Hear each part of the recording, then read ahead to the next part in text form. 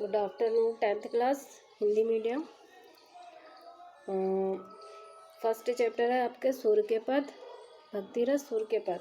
मैंने कल आपको एक अर्थ की फोटो भी दिया था अर्थ करने के लिए। तो सूरदास जी ने सगुण की निर्गुण की अपेक्षा सगुण को यहाँ पर श्रेष्ठ माना है। इस अर्थ में मेरे पास बुक नहीं है, ठीक है, फिर भी मैं अर्थ आपको समझा रही हूँ। तो आप क्या कह रहे हैं? सूरदास जी कहते हैं कि जिस प्रकार गूंगे व्यक्ति को मीठा फल खाने के लिए दे दिया जाए, लेकिन वो उसके स्वाद को मन ही मन लेता है, किसी से व्यक्त नहीं कर पाता, क्योंकि वो बोल ही नहीं पाएगा तो व्यक्त कैसे करेगा। उसी प्रकार निर्गुण ब्रह्म की उपासना भी हमारे लिए उसी प्रकार की होती है, क्योंकि हम उसको स्वाद को, उसके आनंद को मन ही मन प्राप्त करते हैं। वाणी अगम अगोचर निर्गुण भागवत। तो इसमें क्या कह रहे हैं? निर्गुण ब्रह्म की उपासना वाणी के समान अगम अगोचर है, हम उसकी उपासना नहीं कर सकते, क्योंकि जिसे देखा ही नहीं, जिसके गुण अवगुण और आकृति विकृति और उनका अनुसरण हम देख ही नहीं पाएंगे, तो हम उनका वर्णन किस प्रकार कर सकते हैं। क्योंकि निर्गुण ब्रह्म बहुत सूक्ष्म है, यानी छोटे से छोटी चीज़ में या बड़े से बड़ी चीज़ में भी समाहित है। उनका वर्णन हमारे लिए असंभव है। इसके अपेक्षा सगुण ब्रह्म को हम देखते हैं, सुनते हैं, जान सकते हैं। उनके आकार विकार गुण दोष का हम वर्णन कर सकते हैं। इसलिए सूरदास जी कहते हैं कि मेरे लिए तो निर्गुण की अपेक्षा सगुण श्री कृष्ण की भक्ति करना श्रेष्ठ है, और मैं इन्हीं की भक्ति करता हूँ। ये आपका पहला हो गया, पहला अर्थ। दूसरा अर्थ में आपको दिया है, भगवान को यहाँ पर ईश्वर को उन्होंने समदर्शी कहा है। समदर्शी यानी सब पर समान कृपा करने वाले, किसी के लिए अच्छा या बुरा का भाव नहीं रखते। ईश्वर हम पर कभी भी अच्छे बुरा का भाव नहीं रखते। अच्छे बुरा का भाव हमारे अपने अंदर से होते हैं। यदि हम अच्छे काम करेंगे तो हमें अच्छा फल मिलेगा, और बुरे कर्म करेंगे तो बुरा फल मिलेगा। ईश्वर के लिए हम सभी एक समान है, इसीलिए हम लोग यानी मनुष्य के अंदर सभी के 2 आँख कान नाक है, सभी सेम है। किसी के 4 हाथ पैर नहीं है, किसी की 4 आँखें नहीं है।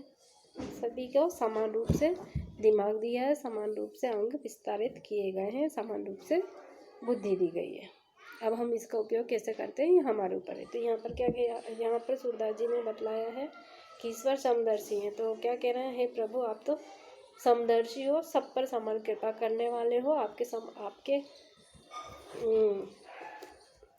सामने न कोई दोषी है, न अपराधी, न कोई श्रेष्ठ है, न कोई दुर्बल। आप तो सब पर अपनी कृपा करने वाले हो, मुझ पापी पर भी अपनी कृपा करिए।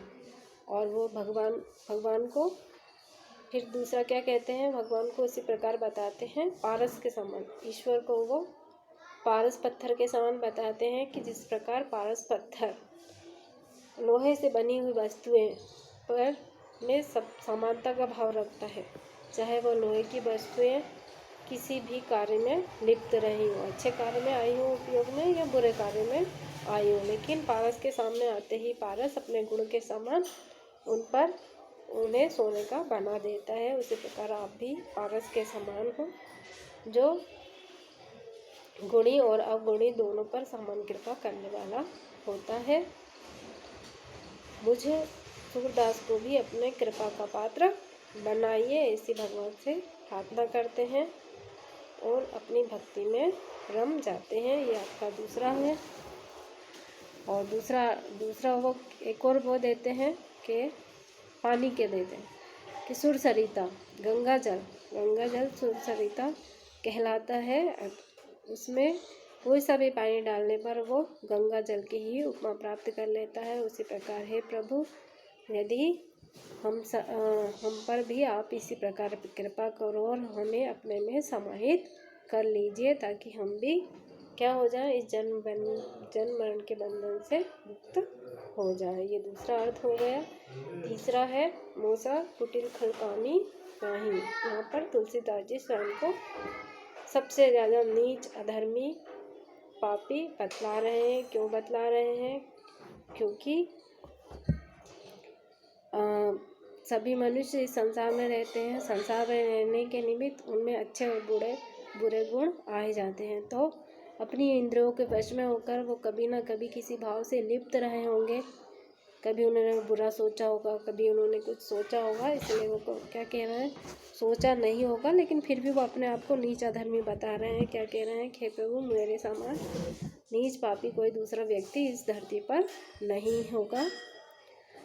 क्यों नहीं होगा? क्योंकि मैं इन 5 इंद्रियों के वशीभूत होकर वश में हो गया हूँ और इन्हीं के वशीभूत होकर मैं ना जाने क्या क्या कार्य करने लगा हूँ। कौन कौन से कार्य कर रहे हैं वो? कि वो इन इंद्रियों के वश में होकर सत्संगति में अब उन्हें आलस और नींद आने लगा है, और विसंगति में वो आलस और नींद में वे चैन पाने लगे हैं। इस प्रकार ये उनके अवगुण हैं।